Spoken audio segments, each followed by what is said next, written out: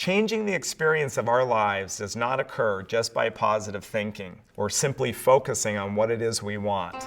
It's deeper than that. It requires an act of self-awareness called, in psychological terms, a content to process shift. What it means is that we have to begin to shift our attention away from the content of our lives, i.e. the things we want and the stories and drama we find so compelling, and begin to focus instead on the way we are reacting and interacting with that content.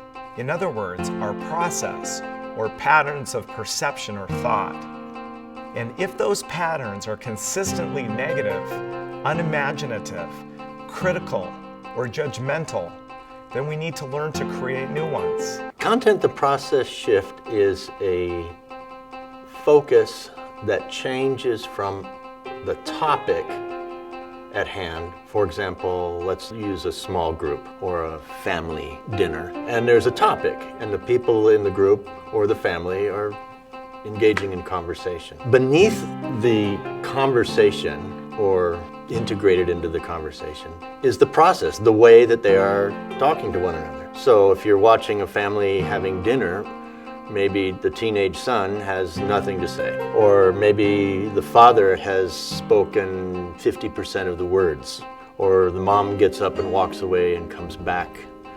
The dance that they're doing, the process of interaction, is one focus of attention. It's something that you can notice. What they're talking about, the content, is also something that you can notice. What is intriguing to me is not the content. I'm interested in the dance that you're doing, the process that you're using. When people become aware of process in their life, whether as an individual, a small group, or even a larger group, what I've noticed is the light comes on.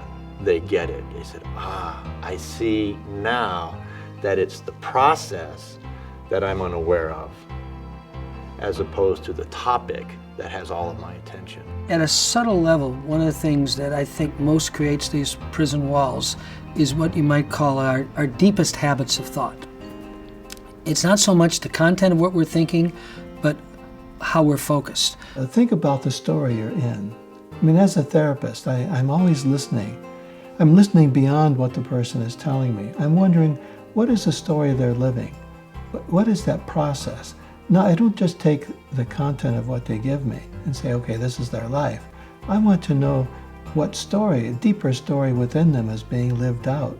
Once we recognize that our process or patterns of perception are not creating the results we want and need changing, we can begin to ask, what is a different perception I could have of the same facts, circumstances, or a person that would change my life for the better? And then, how would I act if that perception were true? Then it's simply a matter of making a new choice consistent with the desired perception or process.